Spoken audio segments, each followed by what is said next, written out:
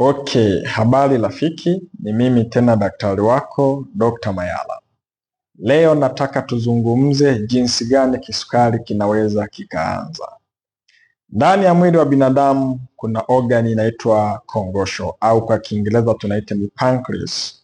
Kongosho hii ni organi inayopatikana ndani ya mfumo wa mmeng'enyo wa kila mtu.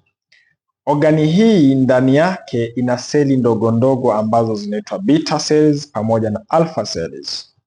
Lakini pia beta cells ni cells ambayo tutaweza kuiangalia kwa mtu ambaye ana tatizo la ugonjwa wa kisukari. Beta cells kazi yake ni kuhakikisha inazalisha homoni inayoitwa insulin.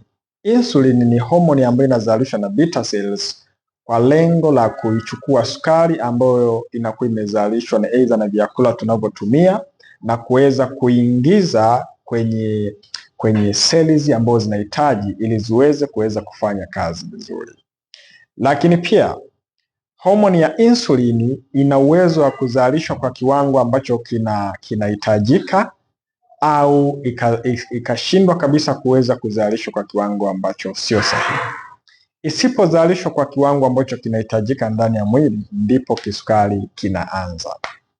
Hivyo basi, tuna aina ambazo zinaweza zikatokea pale ambapo insulin inazalishwa kwa usahihi au pale ambapo insulin inakuwa haizalishwi kwa usahihi.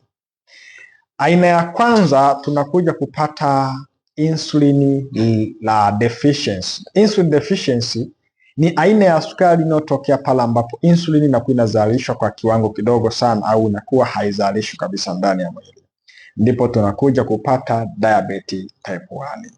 Lakini pia tunapata pia aina nyingine ya sukari inaitwa inayotokana na insulin resistance. Insulin inakuwa inazalishwa vizuri ndani ya seli lakini inakuwa haifanyi kazi, ndio maana panatokea ukinzani au usugu kati ya insulini pamoja na seli. So usiache kufuatilia kwa ajili ya msaada wa watu wengi zaidi. Ni mimi daktari wako Dr. Mayala.